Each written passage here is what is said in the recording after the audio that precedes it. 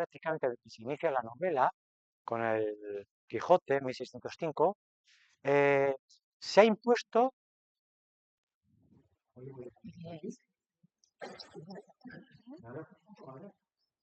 Digo que el género narrativo por excelencia es la novela, porque ha impuesto el resto de los géneros, la poesía, el teatro, también a otros géneros.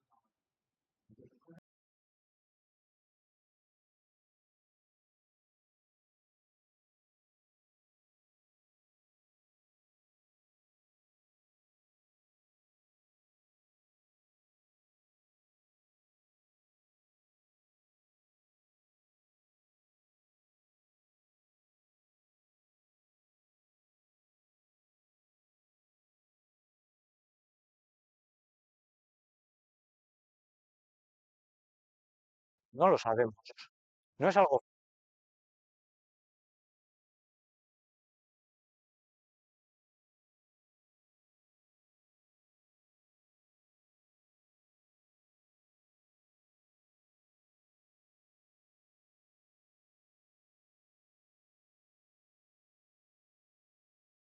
En castellano, digamos, la primera novela literaria eh, es la novela del Quijote, pero anteriormente.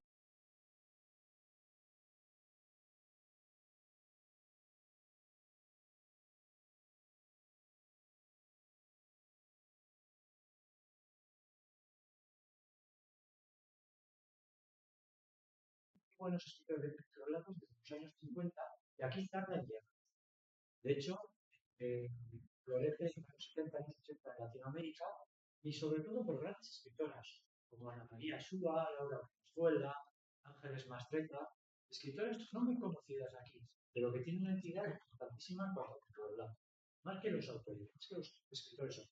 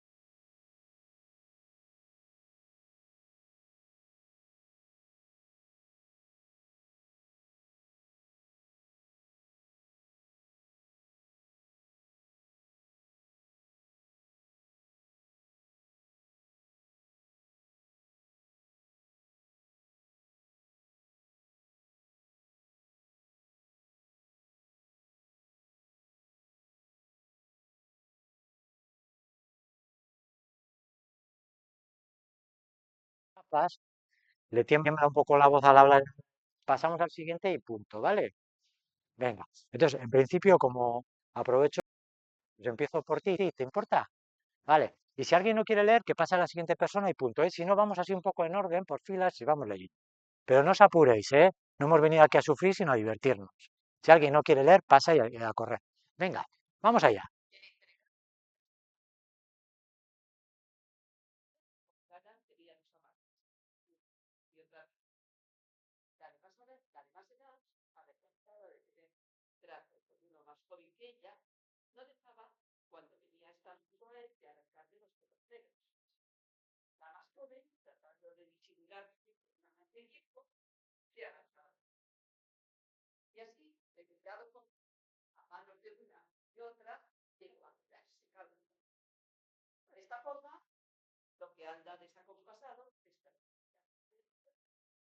Decía yo que tiene un final que llamamos de final de zas, de los de sorpresa, de los que te dejan noqueado.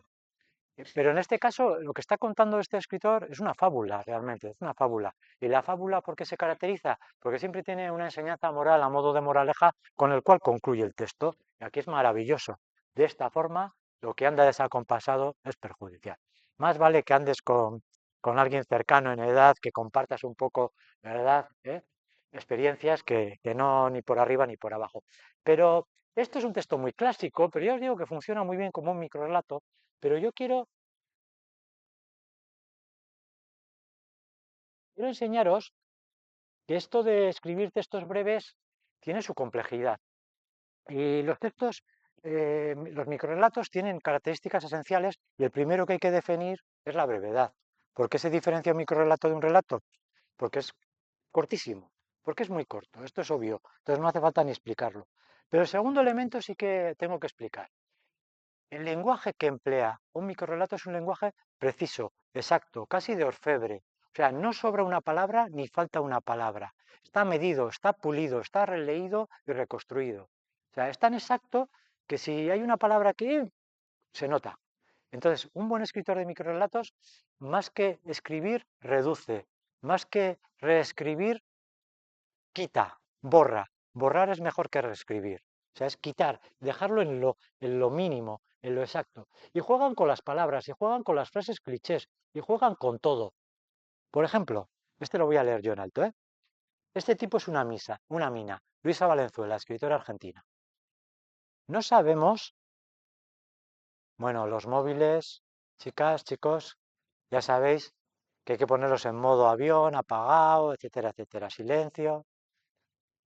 Nos cuesta mucho crear el clima y de repente nos saca de la explicación, ¿verdad? De lo que estamos leyendo. Bueno, decíamos el lenguaje exacto, pulido, preciso, juegos de palabras, frases clichés, como hace aquí.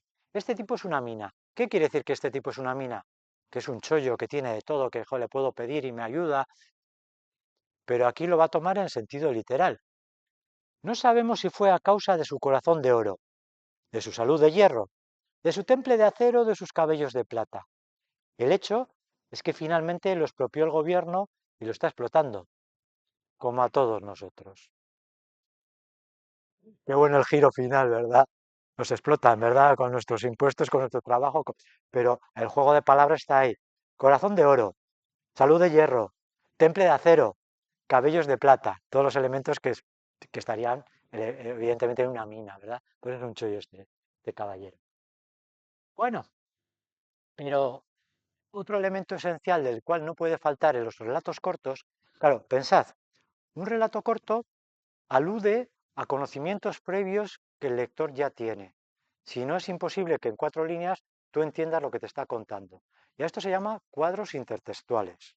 O sea, el aludir a cosas culturales, películas, mitos, eh, héroes literarios que todos conocemos.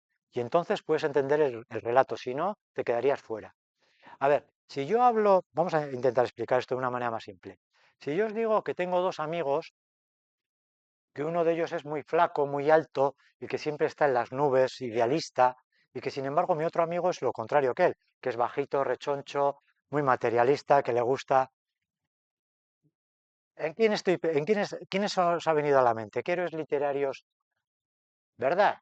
Vale. Y si yo digo, joder, estaba el otro día yo en casa y, joder, y me dijeron tres amigos que tengo, te vamos a hacer unos regalos. Y, joder, son muy graciosos. Y vinieron el otro día, pues con un camellito que tienen así de madera, vinieron a casa disfrazados, con unas coronas, y me traen siempre unos regalos inverosímiles que no sirven para nada. Los Reyes Magos, ¿verdad? Bueno, pues esto es importante. ¿Por qué? Porque enseguida el lector entiende que hay un guiño hacia un cuadro intertextual que tú previamente conoces. Vale, vamos a leer esta historia. El texto es largo, pero ya el título ya lo tenía que haber borrado, porque ya nos indica a qué hace alusión o qué está de fondo. Pero bueno, es interesante de todas maneras. Leo yo porque es un poco más largo.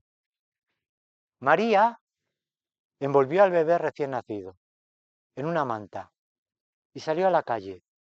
Se habían secado prematuramente los pechos y las monedas no le alcanzaban ni para comprar una lata de leche. Su marido la abandonó apenas supo que estaba embarazada, llevándose los únicos bienes que podían ser vendidos o empeñados, sus herramientas de carpintero. Fijaos, en este párrafo hay dos elementos esenciales. El nombre de la chica, María, y las herramientas de carpintero. Empieza y finaliza el párrafo. ¿Dónde nos sitúa a todos? Sí, mentalmente. Y un bebé recién nacido. Claro, no hace falta más. Recorrió las calles, buscando una esquina propicia para instalarse a pedir limosnas. Pero era un día feriado. Las tiendas estaban cerradas, la gente se había recogido temprano a sus casas y solo pasaban autos apurados salpicando las pozas del pavimento. Al llegar al centro de la ciudad, descubrió un pequeño establo de madera, iluminado con luces de colores que adornaban la plaza principal entre el edificio de gobernación y la catedral. Vio que bajo el pesebre había una cama de paja rodeada de animalitos de cartón. Estaba por anochecer y se avecinaba otro temporal. En esas condiciones era peligroso seguir buscando con el bebé a cuestas. Depositó a la niña en la cama de paja y siguió su camino. No esperaba ningún milagro. Fijaos cómo le ha dado el giro al texto histórico original, ¿verdad? El nacimiento de Jesús, y ha cambiado además el bebé por una niña y ese final desconsolador, no esperar ningún milagro. Pero tenemos en el fondo un cuadro intertextual que es la historia del nacimiento del niño Jesús. Más sencillo, no os voy a dar ninguna explicación y os voy a dejar que lo leáis cada uno para sí. Una línea y media, ¿eh? Breve, breve, breve.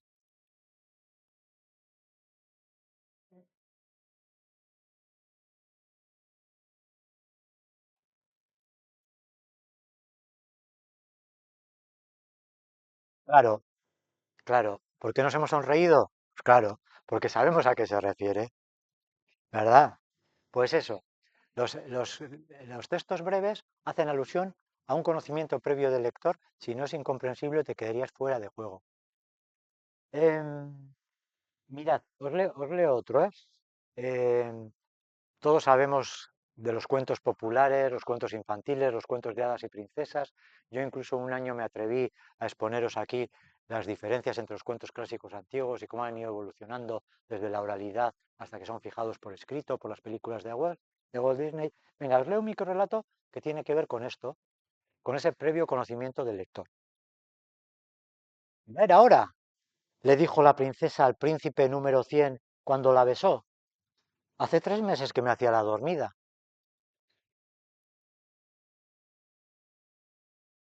Han venido muchos, pero este me gusta. Los anteriores me hago la tonta, por mucho que me bese. Pero hace alusión a un cuento popular, ¿verdad? El de la Bella Durmiente. Por eso nos hace gracia, porque si no nos quedaríamos, pues no, no entiendo qué quiere contar. Es muy interesante esto de los cuadros intertextuales, pero no es lo único. Bueno, el final de puñalada, el final de zas, el final que es como pisar la cola de un alacrán y que te pega un zambombazo. Mirad, se titula Manzanas. Leo. Las manzanas son mis predilectas. Las maduras, perdón, perdón, perdón, perdón, perdón. ¿En qué estoy pensando yo? Ya estoy pensando en otra cosa. Perdón. Las maduras son mis predilectas. Me como hasta la piel. Las devoro con tanta avidez que sin querer a veces muerdo el corazón. Sabe agrio y me deja el paladar áspero, pero es muy nutritivo. También me gustan las manzanas. El final, ¿verdad? Parece que está hablando de una cosa, pero está hablando de otra. Esperad un poquito, que yo tengo aquí un orden. A ver cuál viene después de las manzanas. Ah, sí, final de puñalada. Bueno, luego os voy a leer algún otro final de puñalada. La mirada del escritor. El escritor tiene una mirada excéntrica, o sea, no mira la realidad como miramos nosotros, de una manera encuadrada, directa, de frente. Ellos son capaces de ver la realidad desde arriba, desde abajo, desde un ángulo, desde una perspectiva, y nos cuentan cosas que tú no ves, pero cuando te las cuentan, las entiendes. Habéis escuchado seguro, ¿eh? A Juan José Millás los domingos por la mañana. Bueno, ese sí que tiene una mirada excéntrica. Ve las cosas desde perspectivas inverosímiles. Por eso es tan divertido y tan original. Y los escritores también te plantean esa originalidad. Por ejemplo, este cuento que vamos a leer ahora, este microrelato breve, titula El sueño.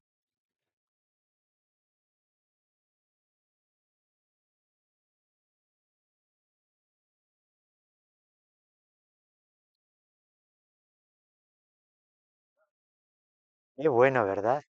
Está contado desde un ángulo, desde el ángulo del perro, ¿verdad? El perro. Bueno, em, por supuesto, hay quien dice que los microrelatos no son otra cosa más que un chiste, o que se parecen mucho al chiste. Y tengo que dar la razón, porque hay algunos microrelatos que van directos al final. Hay otros que no, que son microrelatos porque también se entretienen en el recorrido y tienen elementos literarios. Bueno, no sé si he puesto aquí alguno. No, no he puesto ninguno. Pues entonces me toca leer. Me toca leer. Bueno, este se titula La reja. y tiene que ver con esto que si es cercano al chiste o no. Venga, vamos allá. Una anciana pareja, voy a comprobar si me sigue la cámara, ¿eh? Sí, ¿no? Me está siguiendo. Una anciana pareja estaba celebrando su 50 aniversario de boda. Por eso decidieron volver al pequeño pueblo donde se habían conocido. Sentado junto a ellos en el café estaba el policía local que sonreía mientras ellos hablaban. ¿Recuerdas la primera vez que hicimos el amor? Fue sobre ese prado que está al otro lado de la carretera, cuando te puse sobre la reja. ¿Por qué no lo hacemos otra vez por los viejos tiempos? Dijo ella. Salieron del café y cruzaron hasta el prado. El policía se sonrió pensando qué románticos eran y que lo mejor sería que les echase un vistazo por si se hacían daño. El viejecito tomó a la mujer cuando estuvieron desnudos y la apoyó contra la reja. El policía que seguía mirando no podía creer lo que veía. Con la vitalidad de una jovencita, la mujer se movía violentamente arriba y abajo mientras el marido se convulsionaba como un salvaje. Siguieron así durante un buen rato hasta que los dos cayeron al suelo totalmente exhaustos. Pasado un tiempo, el policía se acercó y les dijo: ha sido la forma de hacer el amor más bonita que he visto en mi vida. Ustedes cuando eran jóvenes debieron ser una pareja muy apasionada. No, realmente no, dijo el viejecito. Cuando nosotros éramos jóvenes, esa reja de mierda no estaba electrificada.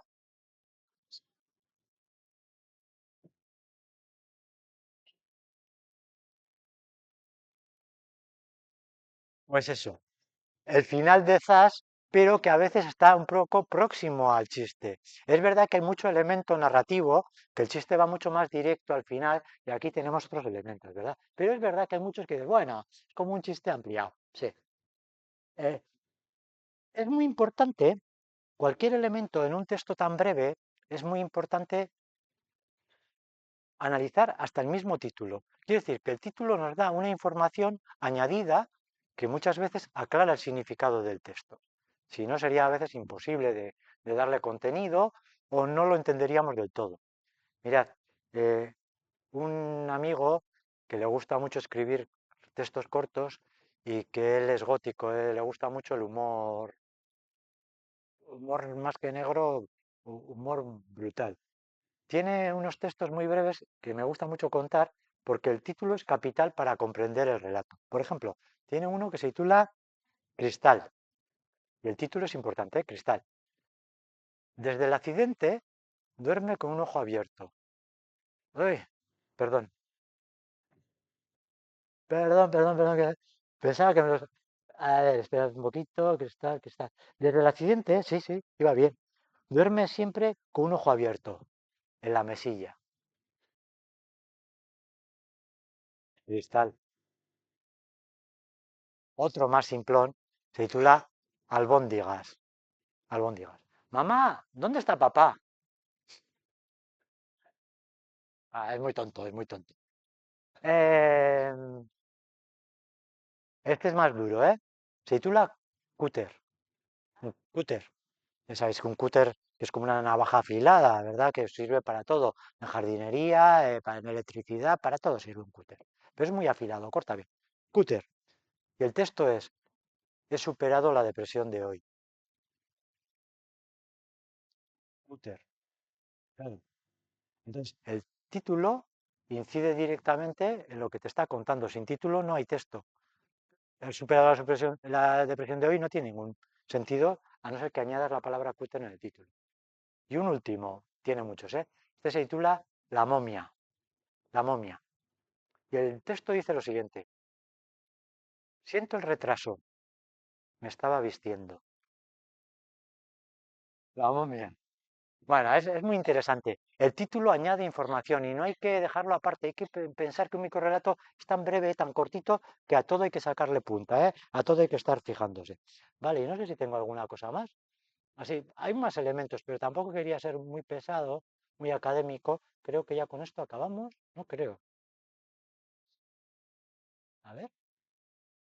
Hombre, sí, con esto acabamos la primera parte Y ahora vamos a hacer análisis concreto de pequeños textos. Bueno, cuando hablamos de los textos literarios microrelatos en castellano, se considera que el microrelato más corto que se ha escrito nunca es este. Augusto Monterroso escribe en 1959 El dinosaurio. Este texto aparece en una obra muy cortita, que no llega a las 100 páginas, y que él lo titula Obras completas. El libro lo titula Obras completas. Es que Monterroso tiene mucha ironía. Entonces, si a todo le busca un divertimento, le busca una chispa, y en esa obra titulada Obras completas, en unas 100 páginas aparecen microrelatos y relatos de una longitud superior. Entonces, entre estos microrelatos aparece este primero, se titula El dinosaurio. Voy a ver si puedo ampliar un poquito más. ¿Lo veis desde el fondo?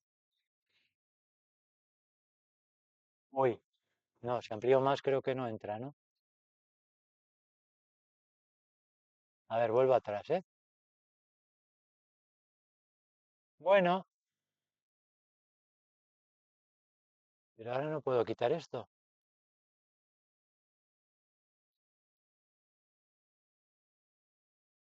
A ver, espera, lo bajo. ¿Y cómo puedo quitar estas herramientas de aquí? Nada. Espera, vuelvo al tamaño anterior a ver si...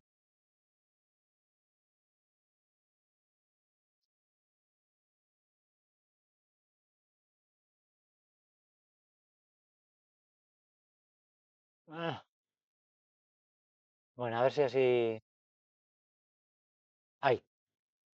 Bueno, entonces, este es un relato icónico porque se toma como modelo de hasta dónde se puede exprimir un texto para que sea cortísimo.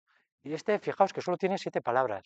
Cuando despertó, el dinosaurio todavía estaba allí. Es un clásico, ¿eh? Siempre es cifrado. En la actualidad hay textos todavía más cortos que este, pero bueno, hay que reconocer que es bien cortito. ¿Qué nos está contando en este relato Monterroso? ¿Nos está contando algo? ¿Alude a un conocimiento previo del lector? Yo creo que no. A no ser que sean los cuentos infantiles, es que realmente, yo siempre digo, creo que es una especie de juego, una especie de anécdota, pero que no es un microrelato en el fondo, a no ser que que lo interpretemos, porque claro, deja mucho a juicio del lector. Cuando despertó, ¿quién despertó? ¿Quién? El cazador. Cuando despertó el cazador, el dinosaurio todavía estaba allí. Se había escondido dentro de una cueva para que no le cogiera. Cuando despertó, ¿quién? Fernandito. Fernandito tiene un peluche de un dinosaurio y al acostarse, pues lo ha dejado, se ha dormido con él agarrado y cuando despertó, el dinosaurio todavía estaba allí. ¿Cuando despertó quién? La princesa. Cuando despertó la princesa, el dinosaurio. Un cuento de hadas, un cuento. ¿Cuando despertó quién? El día. Cuando despertó el día, el dinosaurio. Quiero decir, que no dice nada y dice mucho, pero creo que es más un inicio de relato, un inicio de cuento, que un cuento bien construido. Pero hay tanta gente que hace alusión a este microrelato que por eso os lo quería poner. 7 palabras. Cuando despertó, el dinosaurio todavía estaba allí.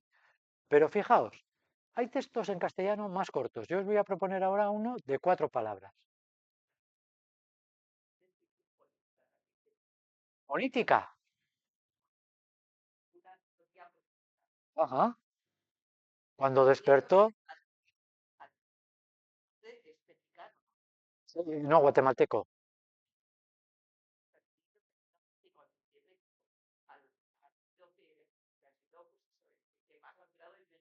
Ajá. En ese sentido. Ajá. Ya ves, es que, bueno, un texto siempre lo interpreta el lector. Igual que una novela. Cuando tú lees una novela en grupo y la analizamos, cada lector, cada persona que lo ha leído, tiene una interpretación diferente del texto. Y en este caso podría ser esa la interpretación original, pero yo creo que lanza un texto como más abierto, ¿verdad? Pero bueno, sería una interpretación muy correcta, una interpretación política. Ajá. De todas maneras, lo que os quería proponer yo, que los textos, hay textos más breves. Este es muy poco conocido, de un escritor mexicano, Lomelí, y escribe este texto de 4 palabras. ¿Olvida usted algo? Ojalá. Tiene título muy importante, El emigrante. Claro, sin el título no entendemos la pregunta y la respuesta. Y todos entendemos lo mismo. ¿Quién es el emigrante? ¿El que pregunta o el que responde? El que responde, ¿verdad? El que dice, ojalá. Ojalá, ojalá me olvidara que estoy aquí trabajando de sol a sol por 4 euros. Ojalá me olvidara que tengo que enviar dinero a fin de mes a mi familia que están a 8.000 kilómetros de mí. Ojalá me olvidara que no he visto a mi hijo pequeño más que 2 veces y ojalá me olvidara de todos los problemas de compartir un piso patera con otros 8 migrantes. Ojalá me olvidara de esta situación. Ojalá. ¿Y a quién se lo dice? Pues no sabemos. Puede ser, yo qué sé, un policía en la calle, puede ser el cajero del supermercado, la cajera que le pregunta porque le ve así dubitativo, ¿olvida usted algo? Pensando que olvida algo de la compra. Oye, esto se me está... A ver, perdonad, ¿eh? Se me ha salido de la oreja. Ahora. Entonces ya veis que el título es capital para dar sentido al texto. Si no sabemos el título, nos quedaríamos como pensando, bueno, no sé, ¿a qué viene esto? Pero decimos cómo los cuadros intertextuales son obligatorios que sean conocidos por el lector. El del dinosaurio ya lo hemos leído. Fijaos, ahora vamos a ver una pequeña saga acerca del dinosaurio. Pablo Urbani, cuando despertó, suspiró aliviado. El dinosaurio ya no estaba allí. Obviamente, si no conocemos el otro texto, este nos queda fuera, se nos queda fuera, pero lo entendemos que está haciendo una alusión al cuento original. Marcelo Báez, y cuando el dinosaurio despertó, el hombre ya no seguía allí, lo ha girado. Vale, pero vamos a ver, hay muchos, pero solo voy a enseñaros 3 o 4. Este me gusta mucho. Quim Monzó, un escritor catalán, antimonárquico, furibundo. Bueno, no vamos a entrar en el autor, sino simplemente el texto. Cuando me desperté, ella ya no estaba allí. Concho, ya se ha olvidado el dinosaurio y todo. Pero el texto está claro que en el fondo está cifrado como el del dinosaurio, no lo recuerda mucho. Pero nos está contando otra historia, una aventura nocturna, has ligado y te has despertado pensando que la chica está allí, pero ella ya no está. ¿Y el título? ¿No os llama la atención el título? Melocotón de manzana. ¿Qué querrá decir? Yo no sé muy bien lo que quiere decir, ¿eh? Creo que bueno, entiendo, puedo entender que melocotón es la piel de la chica, piel de melocotón, y manzana el pecado original, supongo, ¿no? El de la noche, ¿no? Pero bueno, a esto hay que echarle un poco de imaginación, porque no está nada claro. A ver, los escritores son muy suyos, ¿eh? Entonces, cifran para que tú te dirijas a ellos, pero no te lo dicen todo. Esto también es lo interesante de los relatos breves, ¿eh? Que te cuentan, pero no te cuentan. Bueno, y este es genial. La oculta dama, José de la Colina. ¿Quién nos lee? Por aquí atrás, ¿alguna de vosotras? ¿Alguno de vosotros? Venga.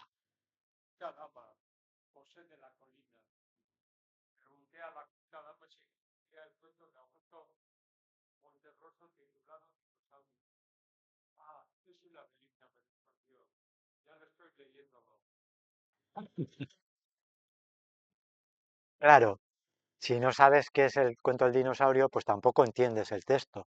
Pero aquí entendemos la hipocresía de mucha gente, ¿verdad?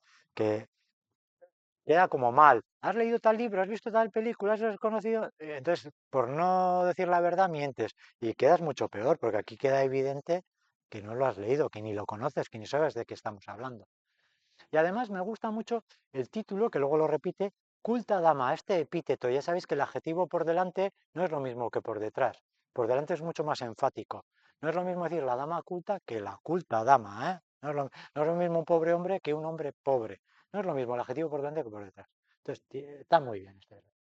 Bueno, pero pasamos ya un poquito y vamos a continuar con otros relatos breves y uno tan breve como esta línea. Titula El globo y venga, lo leemos. ¿Quién se anima por aquí? Venga, venga.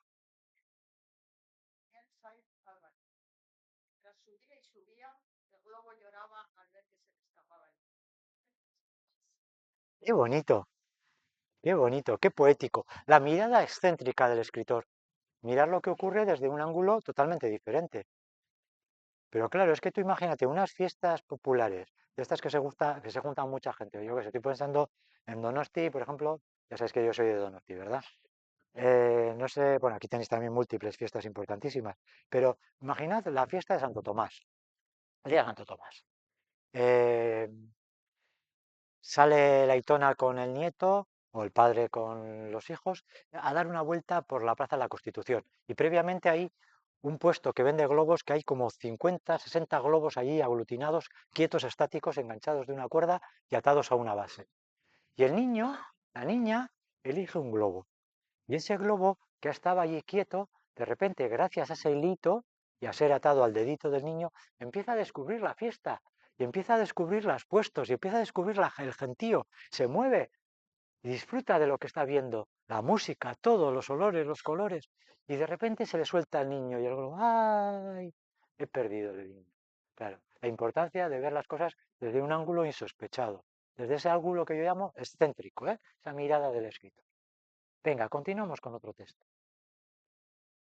Bueno, a ver, todos los que he puesto son como muy poéticos, muy divertidos, pero el microrrelato también puede expresar de una manera muy concisa un drama. Y vais a ver ahora qué situación, ¿eh? Vale, voy a tener que recortar, ¿eh? Voy a tener que disminuir porque no cabe del todo.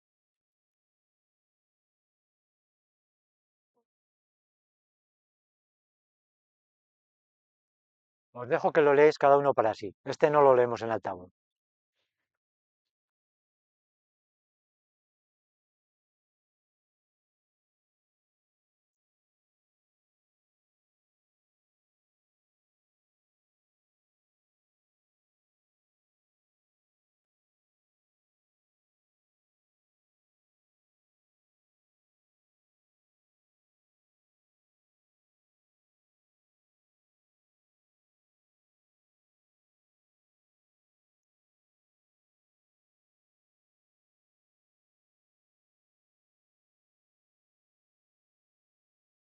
Tremendo el relato, ¿eh? Con qué poco, con 6 líneas, nos cuenta toda una situación. La muerte del padre, la necesidad o el hábito de la madre de acostarse con hombres para tener un dinero para criar a 3 hijos, y el mayor con 11 años tomando las riendas de la casa, con ese final tan demoledor, con esa frase última lo dice todo. Cerré la puerta sin hacer ruido y fui a acostar a los niños, siendo de padre, la figura paterna, con 11 años. Es tremendo. Bueno, este relato os lo he puesto entre otras cosas porque para que veamos un giro diferente, que no todos los microrelatos son divertidos, son finales de chiste, no. También son bien profundos y bien duros como este, y agrios como este que acabamos de leer. Pero pertenece a un concurso que seguramente habréis escuchado alguna vez de la cadena SER de relatos encadenados. Ahora no sé qué día de la semana lo hacen. Se trata de lo siguiente. eh, por ejemplo, este finaliza con una frase que es, cerré la puerta sin hacer ruido y fui a acostar los niños. Entonces, esa frase la proponen como frase inicial del relato de la siguiente semana. Entonces, la gente que concursa tiene que escribir un relato breve con una única condición, que empiece con esa frase. Y es curiosísimo cómo con la misma frase surgen relatos totalmente diferentes. El relato ganador, que en este caso ha sido este, o el relato que ganó la vez anterior, finalizaba, nos revolvía el pelo con cara de contento. Así finalizó el relato. Y a partir de ese inicio, los escritores tienen que mandar un relato que inicie de esta misma manera, pero realmente surgen textos muy diferentes, pero muy interesantes, ¿eh? Yo suelo escuchar de vez en cuando y gente que no es más que aficionada, con un buen sentido literario, escribe unos textos maravillosos. Bueno, una autora que yo admiro, mexicana, Ángeles Mastreta. Ángeles Mastreta. Escribe muy bien novelas, ¿eh? Es muy conocida por sus novelas. Mal de amores, Arráncame la vida, vida mía, eh, Maridos. Este pertenece precisamente a Maridos. Mirad, dice así. Bueno, el título es Una de dos. Lucía miró a su marido dormitar en un sillón. Despertaba a ratos. La miraba y sonreía como desde otro mundo. En una de esas pestañadas, ella le dijo con toda suavidad, ¿sabes? Cuando uno de los dos se muera, yo me voy a ir a Italia. Y bueno es este relato. Por un lado, nos cuenta la realidad de un matrimonio de muchos años, el aburrimiento, el no estar a gusto, el matrimonio de conveniencia, pues ya gastado de... Pero por otro lado, con esa última frase nos marca, nos dice todo. Cuando uno de los dos se muera, yo, yo me voy a ir a Italia. O sea, cuando tú te mueras, la que me oye, ¿y Italia qué resuena en el oído del lector? ¿A qué suena Italia? ¿A qué os suena? Venga, ¿Italia a qué suena? Romance, ¿qué más? Dolce Vita, ¿qué más? Alegría, buen clima, buena comida, buena música, Latin Lovers, es que suena a disfrutar, a disfrutar, a lo que no tienen el matrimonio, ¿verdad? Entonces, ¿cómo con una palabra, yo me voy a ir a Italia, está contando el deseo de disfrutar de la vida? O sea, esto es muy difícil, esto dices, qué tontería. No, no, no, no es una tontería, es dificilísimo. Dificilísimo escribir esto con tan pocas palabras, tan condensado, y que el lector realmente diga, "Joder, qué bueno". No, pasamos a otro escritor latinoamericano. Es que los latinoamericanos escriben muy bien relatos. Julio Cortázar. Este igual, cuando he hablado de Julio Cortázar, igual os lo comento alguna vez. Amor 77. Bueno, en cualquier caso, os dejo que lo leáis 30 segundos porque no necesitamos más y lo comentamos entre todos.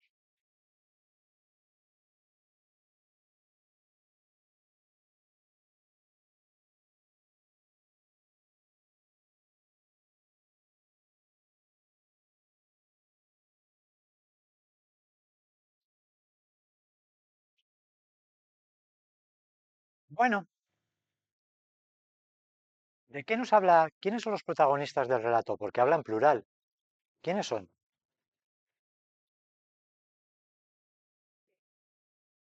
Puede ser cualquiera, ¿eh? O sea, ¿qué os habéis imaginado?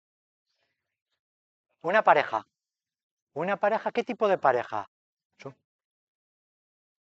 amantes? ¿Qué más? Algo diferente. ¿Alguien ha pensado algo distinto? ¿Una pareja de amantes? ¿Qué más? Cualquier ser humano. Ajá. Incluso marido y mujer, cuidado, matrimonio, también. Por aquí nos ponemos todos a buscarle tres pies al gato. Joder, se me mueve esto. Entonces, a ver, puede estar hablando de un matrimonio normal. Después de hacer todo lo que hacen, entendemos que todo lo que hacen, ¿qué es? Una relación sexual, entiendo yo, ¿no? Porque después de hacer eso, pues te bañas, te perfumas, te aseas, etcétera, etcétera, te vistes y así, y sales a la calle, pues vestido, disfrazado, vuelves a ser lo que no eres, porque lo que eras, eras lo que eras de una manera desnuda, pura, espiritualmente, incluso amorosamente con tu pareja. Bueno, un matrimonio. Pero también puede ser unos amantes, efectivamente, que quedan en un hotel para tener una relación y cuando salen, tú sales por aquí y yo salgo por allá. Y así salimos volviendo a ser lo que no somos. ¿Eh? Despistamos un poco a la gente. Pero lo has dicho tú muy bien, cualquier ser humano, puede ser cualquier tipo de pareja. A ver, ¿cómo? Homosexual. ¿Y por qué pensamos esto? Bueno, primero, el texto está escrito en los años 60, ¿eh? Los años 60. Esto lo tenía que haber dicho antes, para contextualizarlo. Amor 77, el título, claro. A ver, Amor 77 no se refiere ni al capítulo, ni a la habitación de hotel donde quedan para hacer el amor. Amor entre iguales. Lo has dicho tú muy bien. Amor entre iguales. Amor entre un 7 y un 7. Entre hombres o mujeres, podría dar lo mismo. Pero yo que le conozco a Cortázar y siempre cualquier detalle es importante, el 7, fijaos, si tú escribes un 7, nosotros lo escribimos con palito, ¿verdad? Y un 7 y otro detrás con palito, pues yo creo que son dos hombres, ¿no? Y la letra, la grafía del ordenador no marca el rabito, pero bueno, en cualquier caso, entre amor entre iguales. Por eso dices, años 60. Si ahora es difícil salir del armario, imaginaos los años 60. A ver quién decía que era homosexual. Argentina. Y después de hacer todo lo que hacen, se levantan, se bañan, se entalcan, se perfuman, se visten, se peinan y así progresivamente van volviendo a ser lo que no son.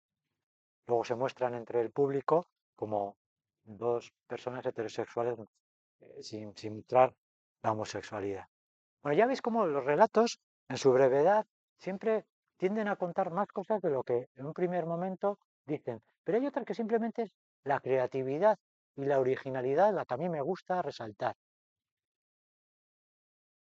Imaginad que trabajáis en una tienda y tienes que ir a atender algo y pones cerrado, en 5 minutos vuelvo. Pero hay otras personas que se les ocurre este microrelato. Estimados clientes, he salido un momento a pedir la mano de Rosaura, la hija del sastre. Llevo demasiado tiempo solo. ¿Se acepta? Huiremos de la ciudad. Nos casaremos en la primera iglesia que encontremos en el camino y tendremos 2 hijos.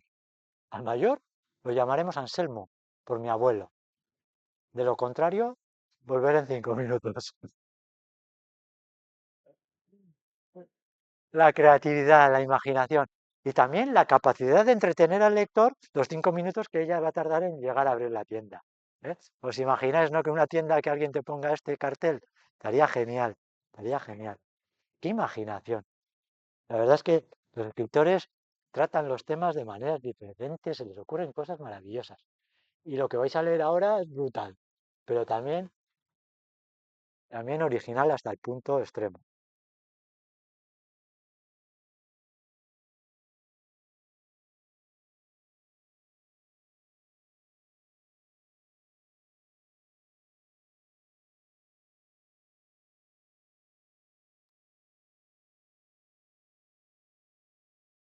Impresionante, ¿verdad? El final.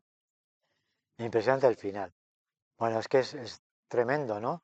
Mató a su madre, muerta les trae el corazón, alocada huida, cae y rueda, el corazón despedido, dando botes, etcétera. O sea, está hablando de una crueldad, de una situación tan tremenda, inverosímil por otra parte, pero tan tremenda, pero de repente cambia el tono.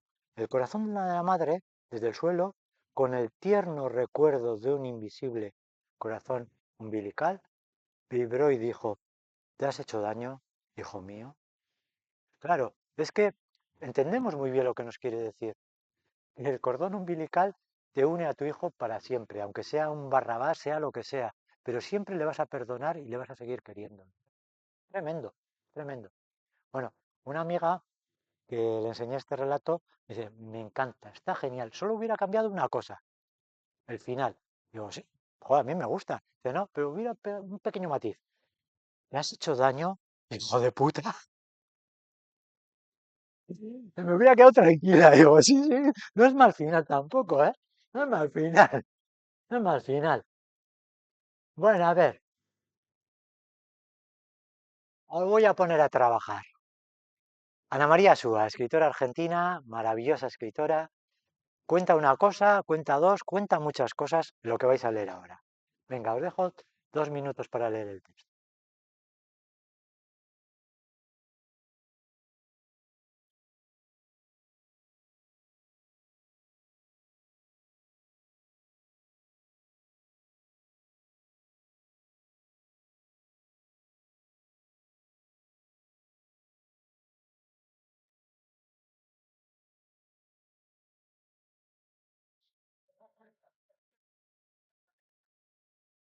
Buena es la escritora. Enseguida nos ponemos en la situación. Una tormenta, un velero, hay que arriar las velas, porque si no, el barco va a la deriva, se nos hunde. Eh, todos los términos marineros no hace falta que sean explicados por la situación de las olas y el viento y el temporal, se entiende muy bien la situación. Está el capitán dando órdenes y el segundo transmitiéndolas a la tripulación. ¡Arriad el foque!, ordena el capitán. ¡Arriad el foque!, repite el segundo. ¡Orzad a estribor!, grita el capitán. ¡Orzad a estribor!, repite el segundo. ¡Cuidado con el bauprés!, grita el capitán. ¡El bauprés!, repite el segundo. ¡Abatid el palo de mesana!, grita el capitán. ¡El palo de mesana!, repite el segundo. Entretanto, la tormenta arrecia y los marineros corremos de un lado al otro de la cubierta desconcertados. Si no encontramos pronto un diccionario, nos vamos a pique sin remedio. Cuidado, que aquí tiene más de una interpretación. Evidentemente los marineros saben su oficio. Evidentemente los marineros saben lo que es el bauprés, el palo de mesana, saben orzaz a estribor, lo saben. Entonces, de repente hay un cambio temporal, la persona, dice, entre tanto la tormenta arrecia y los marineros corremos. No dice corren, corremos. Nosotros, los lectores. Tú estás leyendo un libro en el que aparecen 1000 términos médicos que no son tu especialidad y no lo entiendes. Tú estás leyendo un libro de aventuras como este y si no entiendes los términos te quedas fuera de la situación y no lo entiendes. Y entonces el barco se va a pique.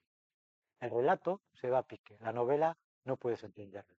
Por eso dice esa alusión.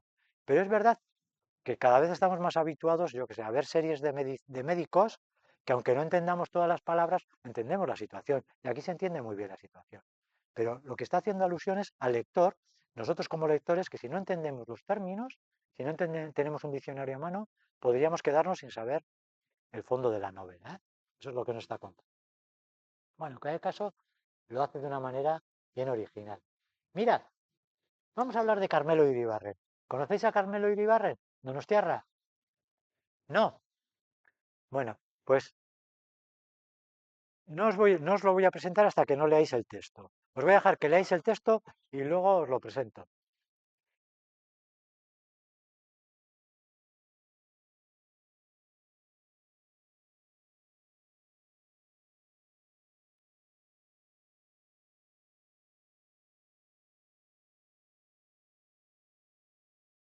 Bueno, es un relato corto, es un microrelato, distinto un poco a los que hemos leído, pero es que he hecho una trampa. Este escritor no escribe relatos, no escribe prosa, es poeta. Es un escritor que ha empezado a darse a conocer al público hace no muchos años, hace 8 o 10 años. Él ha trabajado toda su vida como camarero en un bar de lo viejo, bueno, era uno de los propietarios, y ha trabajado en el mundo nocturno, en el mundo de la barra, vamos. Lo que pasa que decía que hasta las 3 de la madrugada que cerraba, que entraban gente muy peculiar, como la gente iba goteando en esa entrada y tenía mucho tiempo, siempre le había gustado escribir, tenía una libreta en la barra en la que iba escribiendo cosas. Y esos poemas que iban cogiendo forma, luego lo acabó publicándolos. Y una cosa grandiosa, él no ha estudiado, o sea, se ha estudiado hasta bachiller, pero no ha pasado por la facultad. Entonces, ¿qué ocurre cuando pasamos por la facultad? Que de alguna manera nos enseñan cómo se debe escribir poesía, esta poesía es buena y esta es mala, esto no se debe hacer, esto es bueno y esto tienes que hacer, hay que respetar estas normas de construcción. Él, al no haber pasado por la parte académica, escribe como le sale. Y a veces dices, joder, tiene fallas, sí, pero lo que le sale de verdad. Y escribe con una naturalidad maravillosa, con una falsa naturalidad, porque escribe de una manera muy trabajada. Pero todo el mundo lo entiende. O sea, no hace falta ser un lector de poesía como para entender a Carmelo Iribarren. Y me encanta. Vais a ver cómo cambia el texto de leerlo de la otra forma a leerlo como él lo escribe. Él lo escribe así. Son las mismas palabras, ¿eh? Las mismas comas, todo igual, pero él lo escribe, lo cifra de manera poética. Y no parece el mismo texto que antes. Vamos a leerlo. Tendría alrededor de 80 años. Estaba atascada en un semáforo, como un barquito de vela bajo la tormenta, incapaz de gobernar el paraguas. Al final, dando bandazos, no sé cómo, a la desesperada, llegó hasta la otra acera. La guerra la tenía perdida, como todos, pero había ganado esa batalla. Es un poema maravilloso, sencillo, que no hace falta explicación. La viejecita peleando ante una tormenta con su paraguas para cruzar la acera y lo consigue. Bueno, pues igual mañana no sé qué ocurrirá, pero la batalla de hoy he sido capaz de superar. Bueno, este es Carmelo Iribarren y quería haceros ver cómo muchas veces un texto se puede escribir de dos maneras diferentes y no parece el mismo texto, ¿eh? El escritor es el mismo, exactamente el mismo, pero no lo leemos de la misma manera. Tiene mucha más intensidad con la lectura poética que con la lectura prosaica. Bueno, eh, voy a pasarme algunos porque tengo un tiempo para acabar y he escrito muchos relatos. Este me lo paso, es muy bueno, pero me lo voy a pasar. Venga, Max Au, un escritor cuya él nace en París, su padre es alemán y su madre es francesa, y curiosamente eh, viene a vivir a España con la Primera Guerra Mundial, vienen sus padres, él tiene 14 años, viene a Valencia y va a escribir toda su vida va a escribir en castellano. Es un escritor que escribe novela, teatro, poesía, ensayo, bueno, le da todos los palos. Y también al microrrelato. Y escribe este texto titulado Crímenes ejemplares, que es magnífico, en el cual vais a leer este texto. Os voy a dejar 2 minutos para que lo leáis.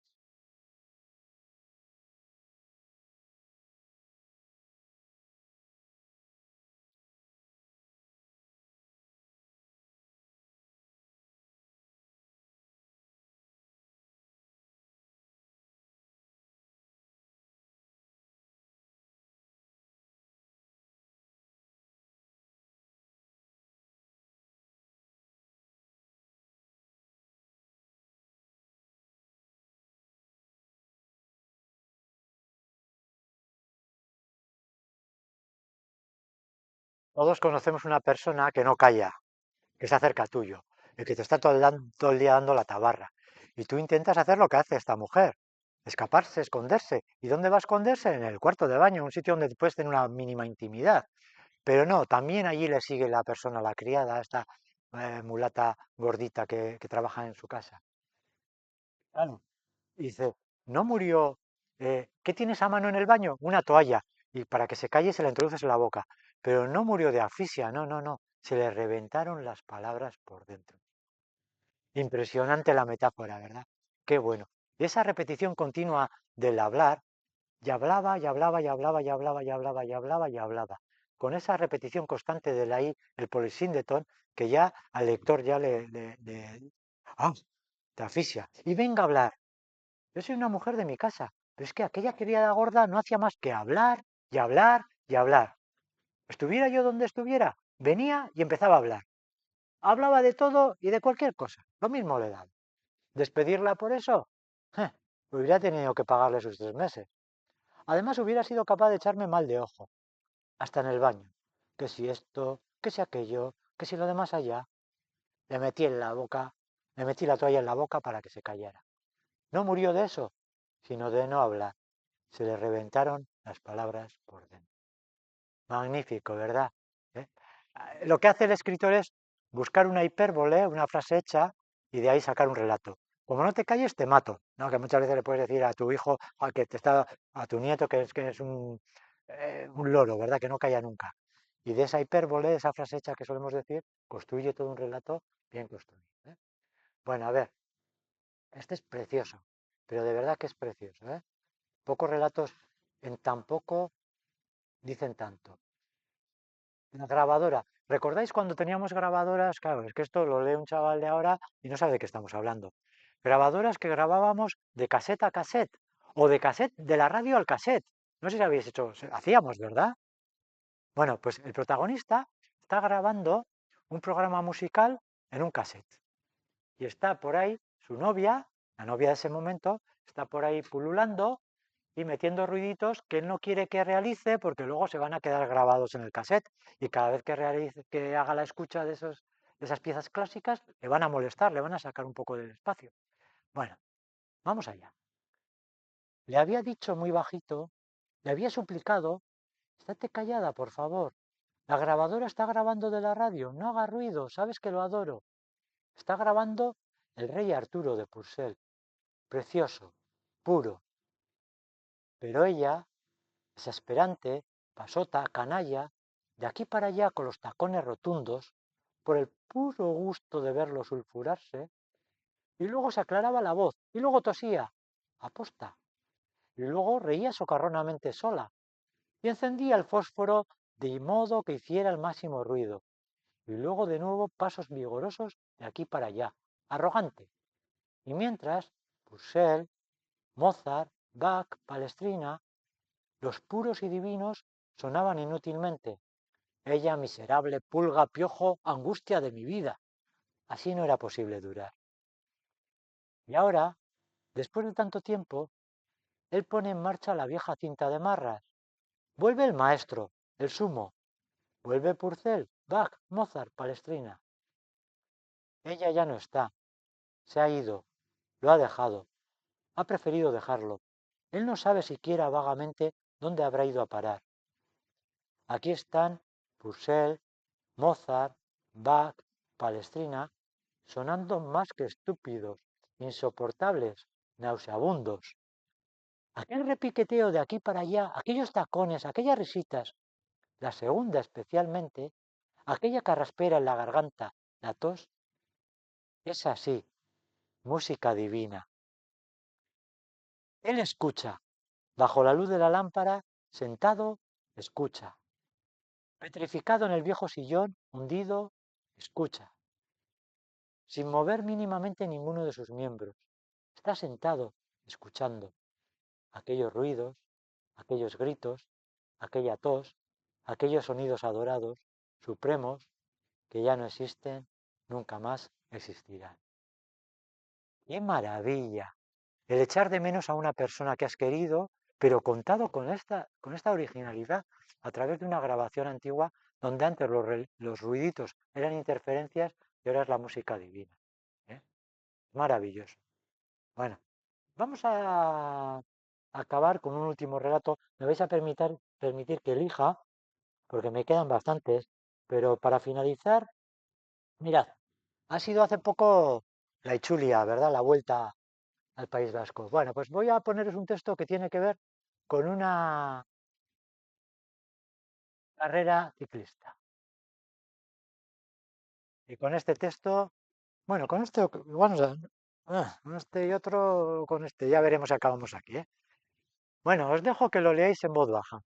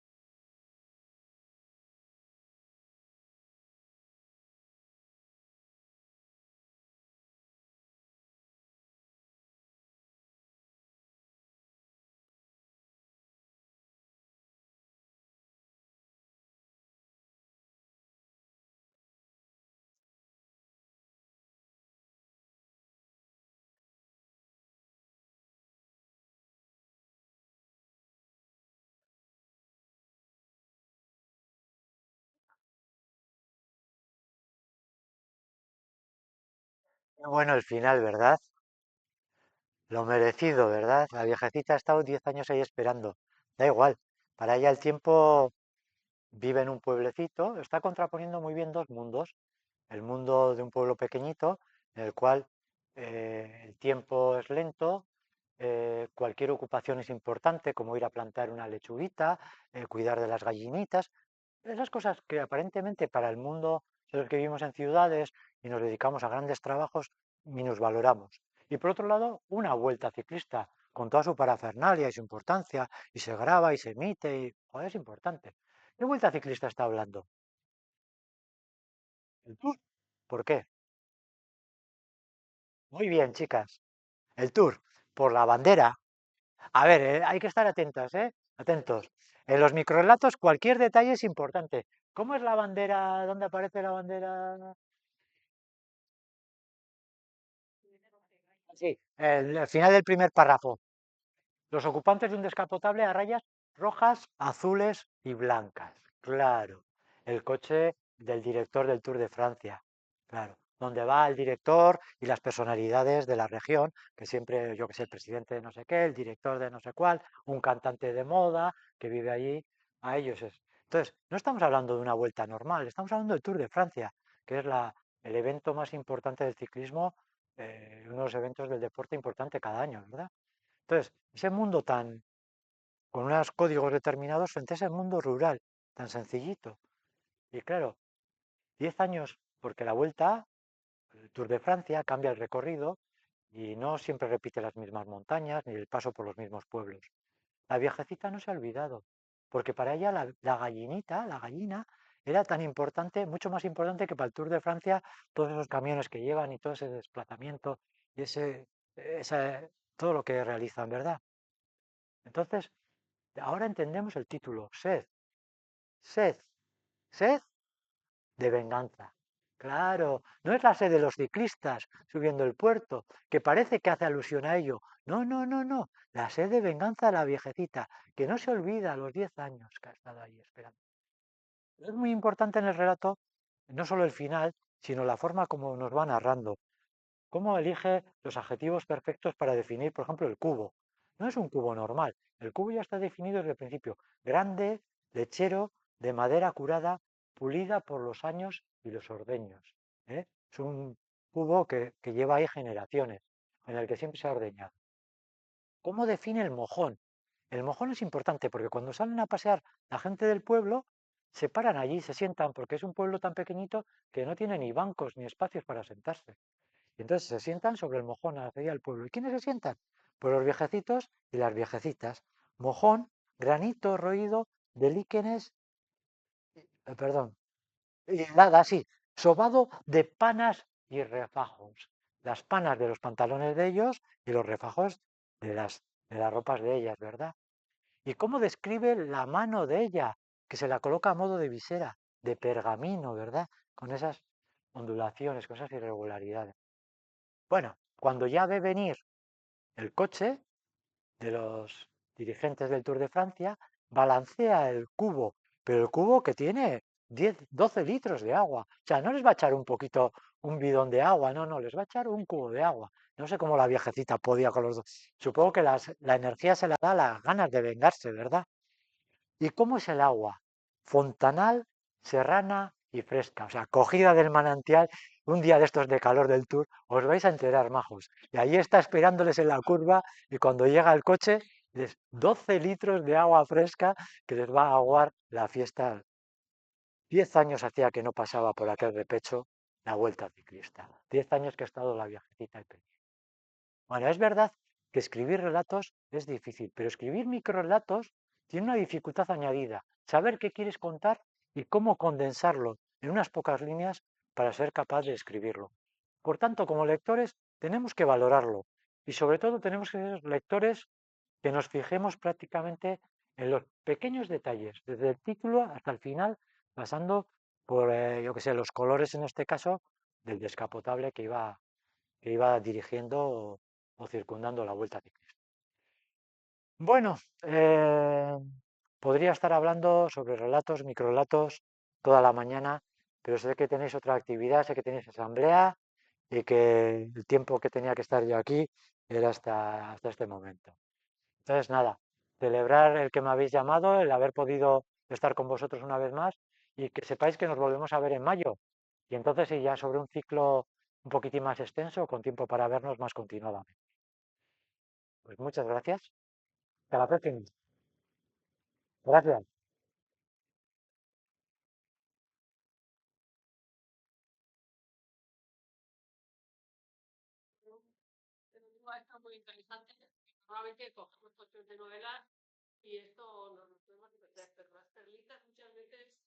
Una cosa que se me ha olvidado decir. Cuidado con los libros de microrelatos. Los microrelatos no se puede leer como una novela. Los libros de microrelatos se leen como los libros de poemas. Igual, tú lees dos poemas y ya vale. No sigas leyendo, déjalo. Con los microrelatos ocurre igual. Si coges un texto de un autor y una autora de 100 microrelatos y los lees todos seguidos, a partir del cuarto te embotas y ya no eres capaz de diferenciar nada. No se lee así, ¿eh? Los microrelatos se leen dos, tres y se para. No es como la novela que puedes estar leyendo 2 horas seguidas, pero esto tiene unos códigos diferentes. Yo aquí lo que he traído muchos muy variados y con la explicación somos capaces de leer bastantes textos. Pero si no, eso, leer dos textos y dejarlo para otro momento. Bueno,